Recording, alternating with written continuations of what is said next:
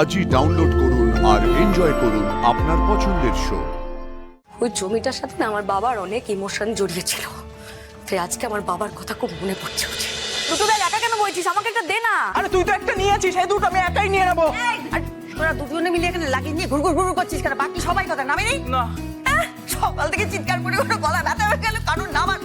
এই যে 5টা বেজে গেছে, এরপর গেলে পুজো হবে না, তখন ভোজ ভোজ করে বাড়ি গিয়ে ঘুমিও। চিৎকার করো না, আসছে একটা মিনিট টাইম দাও ওদেরকে। মা কি বলছিস? 1 মিনিট কত টাইম জানিস? 12টা থেকে 12টা 1 হয়ে গেলে গুরুদেব বলেছেন সর্বনাশ হয়ে যাবে। তোর বাবাকে ধরে আরে বাবা, কাউকে ধরে আনতে হবে না, সবাই ঠিকঠাক সময় চলে আসবে। তুমি কেন এত তাড়াহুড়ো করছো বলো তো? আর ওদিকে তো প্রবাল আর নিহারিকা আগেই পৌঁছে যাবে, তারপর ওই দুর্জয়, ও তো বলেছে ডিরেক্ট চলে যাবে। তাহলে বাকি রইলাম তো আমরা এই কজন, 1 2 3 4 5। এই কজনকে জড়ো করতে আমার সকাল থেকে কালঘাম ছুটে গেছে জানো। কি বলছো? দাঁড়াও আমি চেষ্টা করছি। চেষ্টা করছে। এই ঐশী, শঙ্খ কোথায় তোরা? আরে আমাদের বেরোতে হবে তো। আরে ঋষি, জ্যোতি, তাড়াতাড়ি। আরে তোদের মা তো অস্থির হয়ে যাচ্ছে। এই নাস্তিক কোথাকারে ধর্মকম্প নিয়ে ছোট ইয়া কি করো কেন বলতে এত ক্যাজুয়ালি নাও কেন ব্যাপারগুলো? আরে আমি কোথায় ক্যাজুয়ালি নিলাম? আমি এই তো তো নিলে, এই মাত্র নিয়েছো। তুমি জানো 12টা থেকে 12টা 7 হয়ে গেলে পুজো হবে না, তো আর 12টা 8 বেজে গেলে তো পুজো করে কোনো লাভই নেই। যাচ্ছি কেন? শোনো, এসব ব্যাপারে মানতে হয়। গুরুদেব বলেছেন সূর্য স্থান পরিবর্তন করবে, ব্যাস সব লাতে চলে যাবে। তুমি বুঝতে পারছো? কিচ্ছু বুঝতে পারছো না, জানো না ইয়া কি করো কেন? উফ, মা তুমি একটু আগে আমাকে বলে না 12টা 1 করা যাবে না, এক্ষুনি বলছো আমার বাবাকে 12টা 8 করা যাবে না। সত্যি করে বলো তো ঠিক কটা করা যাবে না? তুই কি তোর বাবার মতো আমার সঙ্গে ইয়ার্কি মারছিস? তোদের সঙ্গে তর্ক করে করে আমার মাথার 12টা বেজে যাবে। সত্য কিছু জানে না, বোঝে না, খালি ইয়ার্কি ঠাট্টা। এই জন্য বলেছিলাম আমি শনিবার দিন চলে যাই, চলো ওখানে থাকবো, সোমবার দিন তোমাদের ঠিকই ধরে নামিয়ে আনবো, দেরি হবে না। মা বৌমনি শরীর খারাপ হয়ে গেল তো কি করা যাবে বলো তো? ওই জন্য তো পিছিয়ে দিলাম। ও বেচারাকে 2 দিন রেস্ট না দিলে না, ও তো যেতেই পারতো না। না না, যদি কি দেখে আমি আমরা রেডি, আমরা চলে এসেছি। চল চল চল। আমিও যাই। কি আছে? বলছি যে ভিত পুজো করবে সে কোথায়? জ্যোতি তো এখন আসেনি। দেখো কি দেখো এই তো আমার বৌমা নেমে এসেছে। এই তো বাবা কি মিষ্টি দেখাচ্ছে আমার লক্ষ্মীমন্ত বৌমাকে। বেঁচে দেখো। এই দুর্জয়, বলছি শঙ্খ দুর্জয়কে ফোন করে একটু বলে দাও তো যে লিস্ট দেখে যেন সব মিলিয়ে নেয়। মা, আমার মেয়ের সঙ্গে কথা হয়ে গেছে, সব হয়ে যাবে, চিন্তা করবেন না। চলুন চলুন। না ম্যানেজারটাকে ফোন করে বলো যে আমি যা লিস্ট পাঠিয়েছি তার থেকে যদি একটা জিনিস বাদ পড়ে, পুজো যদি ব্যাঘাত হয়, আমি কিন্তু বুঝে নেবো।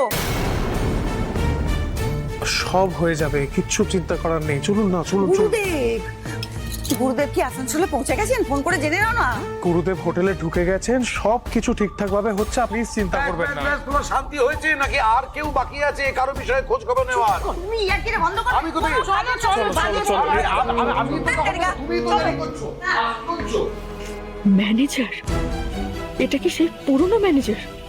তাহলে আমাকে আর দিদিকে তো চেনে। কি হলো? দিদি যাচ্ছে না বলে মন খারাপ? না না, ও কি করে যাবে? ওর তো কাজ আছে। দেখা গেল আমাদের সবাইকে সারপ্রাইজ দিতে তোমার দিদি ওখানে পৌঁছে গেছেন ডিরেক্ট। 2 দিন ধরে দিদি ফোনটাই ধরেনি। কোথায় ও? কলকাতাতেই আছে নাকি আসানসোল চলে গেছে? ওকে কিছু প্ল্যান করছে? হে ভগবান, তুমি দেখো, মাঝিও দিদি যেন এমন কিছু না করে যাতে সবকিছু নষ্ট হয়ে যায়। বুঝি যে জমিটার জন্য আমাদের বাবা মরে গেল সেই জমিতে ঋষি ব্যানার্জি ভিত স্থাপন করছে, আর তুমি দরবার করে ওখানে পুজো করতে যাচ্ছ, সেটা তুমি গর্ব করে বলছো। ওয়াও ওয়াও জি, গ্রেট গ্রেট গ্রেট। এই শোন, তোর না সাজুগুজু করে যা, তোর বরের সাফল্য সেলিব্রেট কর, কিন্তু প্লিজ আমাকে একা থাকতে দে, আমাকে একদম ফোন করে বিরক্ত করবি না। ওই জমিটার সাথে না আমার বাবার অনেক ইমোশন জড়িয়ে ছিল, তাই আজকে আমার বাবার কথা খুব মনে পড়ছে। আর I don't wanna talk to you. ফোনটা রাখ তুই।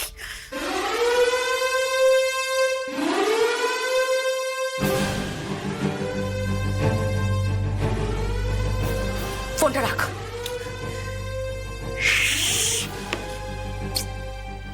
খুনি হতে হলো অবস্থা।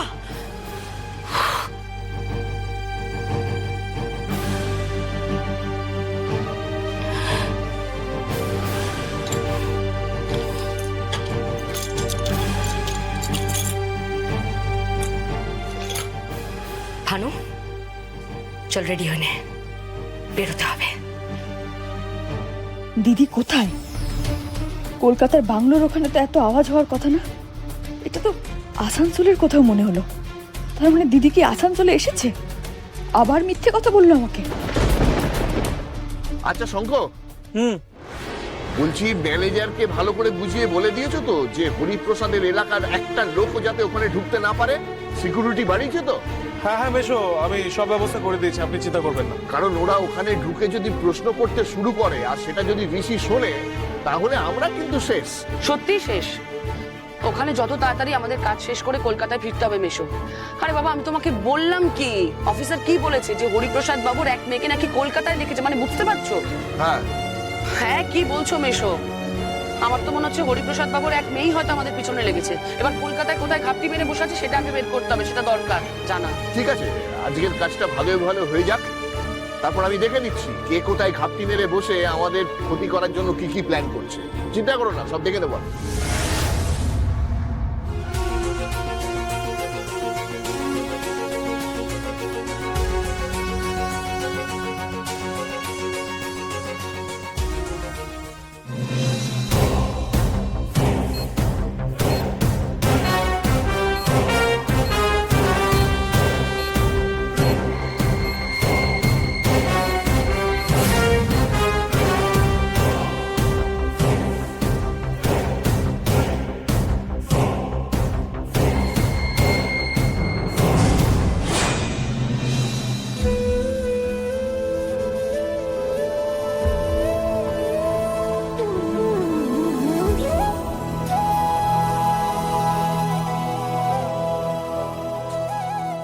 শোভা, হ্যাঁ নেমেছো?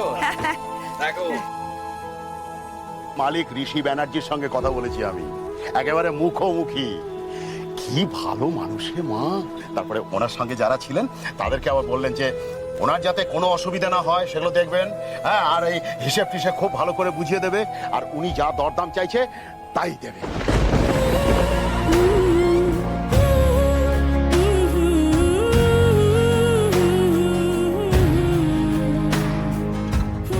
দেখো সমস্ত আয়োজন ঠিক আছে কিনা। তুমি যেরকম যা যা বলেছিলে প্রত্যেকটা লিস্ট মিলিয়ে মিলিয়ে আয়োজন করা হয়েছে। দেখো দেখো, হ্যাঁ চমৎকার হয়েছে, না করে উপায় ছিল।